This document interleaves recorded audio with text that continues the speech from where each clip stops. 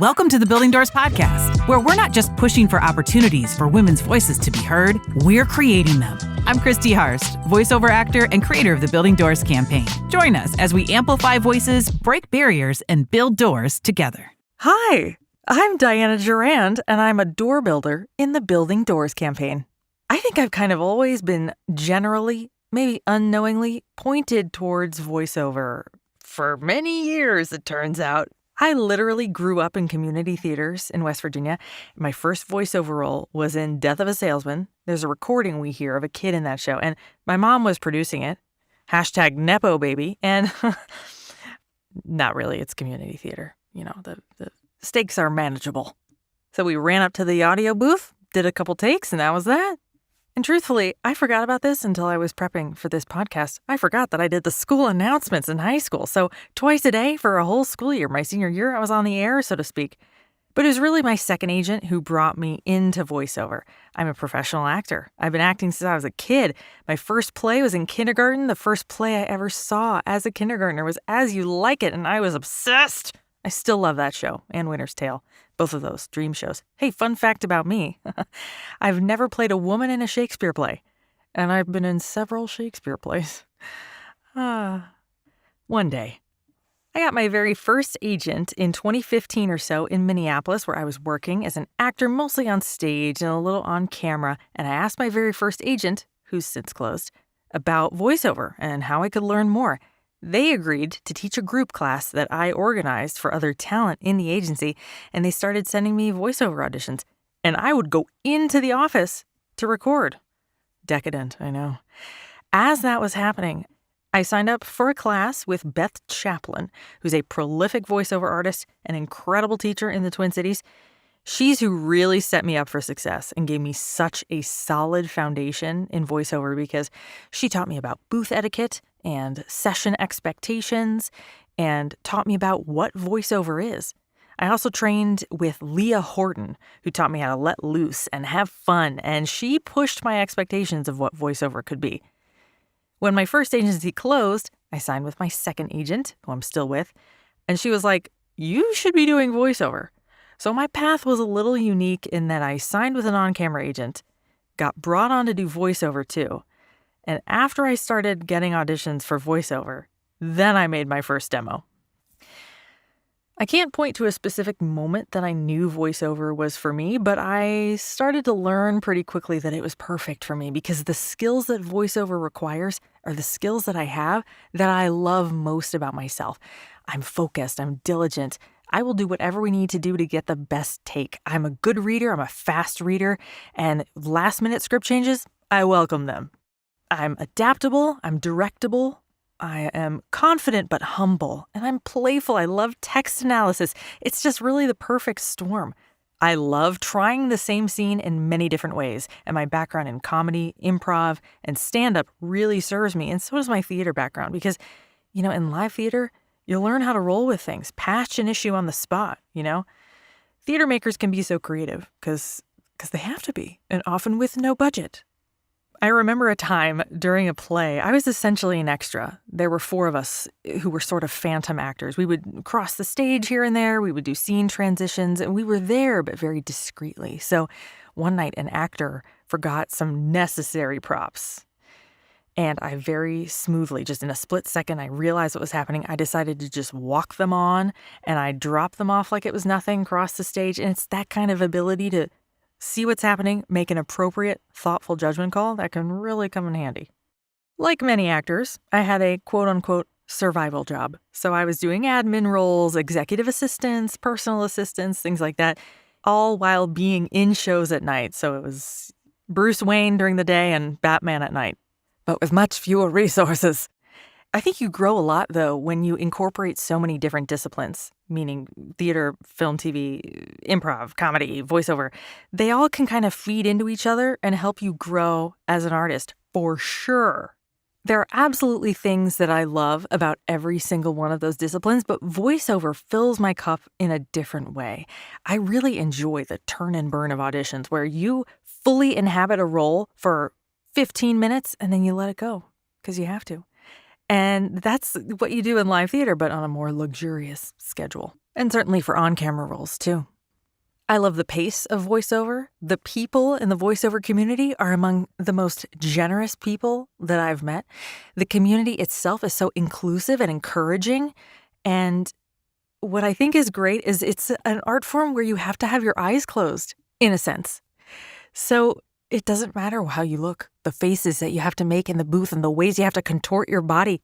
You really remove your ego, and I love that.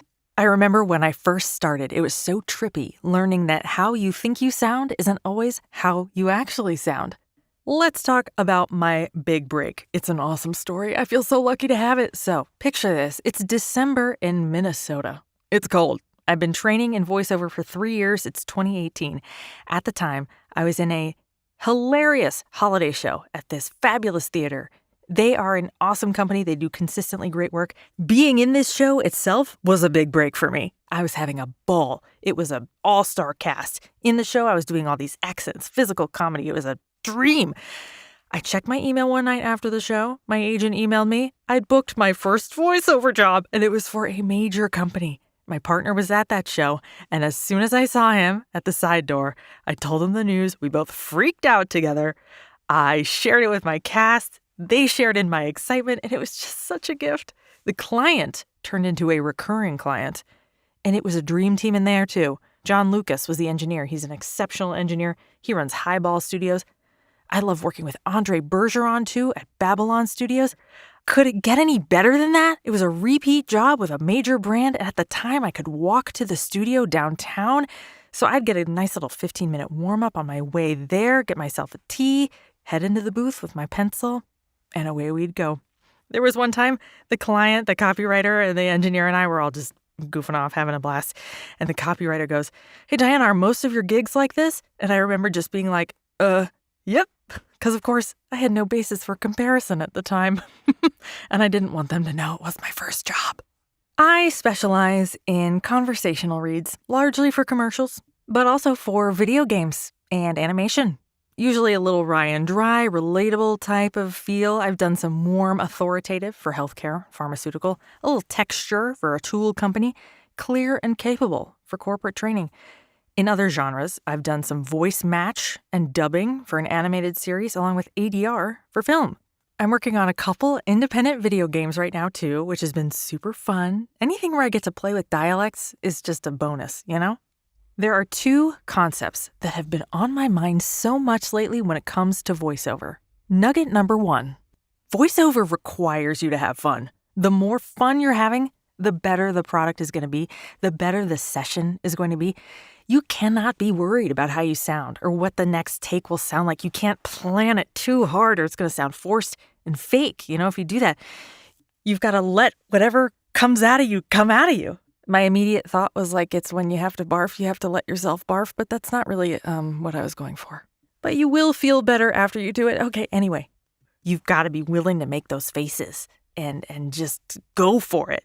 I think it's Jordan Peele who in an interview said that if you're not having fun when you're writing, you're doing it wrong. And I thought, he's onto something. And there's a parallel here to film in that if you're planning every move that you're going to make, it's not organic and the camera can tell because the camera doesn't blink. It knows when you're lying, and the same is true of a microphone. Nugget number two that I've been thinking about lately is how lucky and grateful I am that the voice that I have matches the roles that I want to be. I have friends whose voice doesn't align with the kinds of characters that they want to play, and that didn't occur to me until I talked to them. For example, voicing Snow White would be very difficult for me, and I don't know that I would really want to do it. Would I do it? Of course I would do it. Would it be easy for me and natural for me? No. But I could definitely refer you to people. But there's a parallel there in on camera as well. It makes me think of Viola Davis, who says, why can't I be the lover? Why can't I be the assassin? Why can't I be XYZ? We contain multitudes. And that's what acting is for. It's called acting, right? That's what my dad would say. It's called acting. So to summarize, have fun and practice gratitude with a dash of perspective. What a metaphor for life, right? Okay, let me tell you about my dream clients. Okay, so many of them don't do advertising that has voiceover right now, but I will tell you what, it is not for lack of me trying. I send a biannual email to Down East Cider out of Boston, reminding them that I am obsessed with their cider and I want to be their voice. There's also this very cheeky, eco-friendly toilet paper brand called Who Gives a Crap? Drops laundry detergent. Their social media content is hilarious. John Fluvog, these funky shoes that appear in Star Trek Discovery. This'll Inspire, the lingerie company. You know the one. The Graduate Hotels. A hotel with a sense of humor. I'm in love.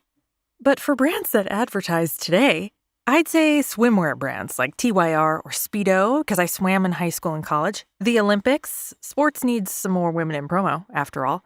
Smucker's peanut butter, because it is definitively the best peanut butter on the planet. Come at me.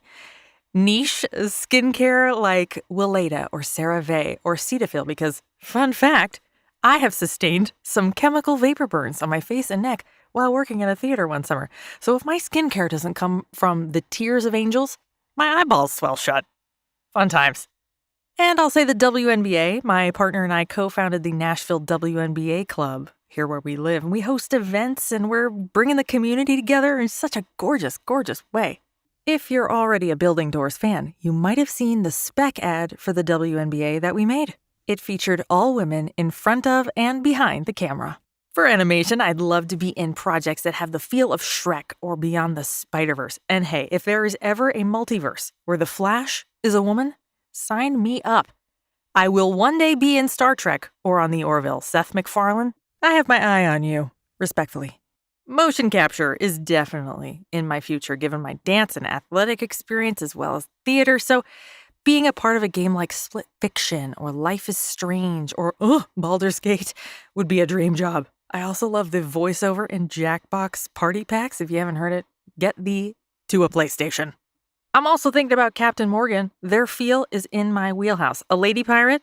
Okay. Leinenkugels. It was the first brewery I ever visited in Chippewa Falls, Wisconsin. Let's go.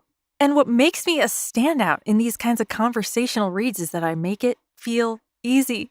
It's fun for me. It's just natural for me. It's what I do. Now you may be asking yourself, but Diana, how do you bring scripts to life in a way that connects with the audience? And I'll say to you, if you have corporate experience, you might have taken the StrengthsFinders test. And my number one skill is relator. So much of acting happens within the subtext of what we're saying. So thinking in parallels helps me make sure I personalize the work that I do. And that's what gives it that juicy depth. Personalization aside, though, it is our job to deliver, no matter what the external factors may be. For example, I once did a full ballet, multiple roles, costume changes, shoe changes with a 103-degree fever. And that's the mentality showbiz taught me, for better or worse. The show must go on. It can be challenging during a session to capture the positive feedback that you're getting because, for me at least, I'm focused on making the client happy, getting those takes, and getting out of there so that they can get to work on the next steps. But I did have a client, after a take of mine, go, "Bryan Cranston in the house," which felt amazing. And recently, for a video game, the producer was like, "You're perfect." She was like, "You were born for this." And that feels nice. Because you know what? Art isn't supposed to exist in a vacuum, and neither are we. Something about me that influences my voiceover style is that I'm pretty immediately disarming. Authenticity is one of my core values. In the way that I operate, in the way that I treat people, in the way that I look at the world. If it's not authentic, I don't want it.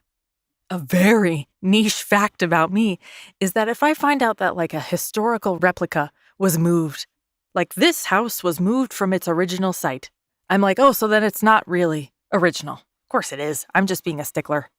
Okay, a fun fact about me that you might not expect. I was in 2 percussion ensembles in college. One was a steel pan drum band, and I'm telling you, you cannot be sad when you were playing the steel pan drums. And the other was the Sambistas, a Brazilian percussion ensemble. And to be quite honest, I don't remember how I ended up in that ensemble. They were, to me, the coolest kids on campus. They would do surprise nighttime pop-up performances, and I always loved their music. And then when I got to be in it, I played the A-Go-Go Bell. If my voice were a brand, it would be known for its authenticity, wit, and subtle texture. depth, you know? Thank you for checking out my Building Doors podcast episode and for your support of the campaign. If you'd like to work together, you can email me at dhjurand@gmail.com and visit my website at dianajurand.com to hear and see more of my work.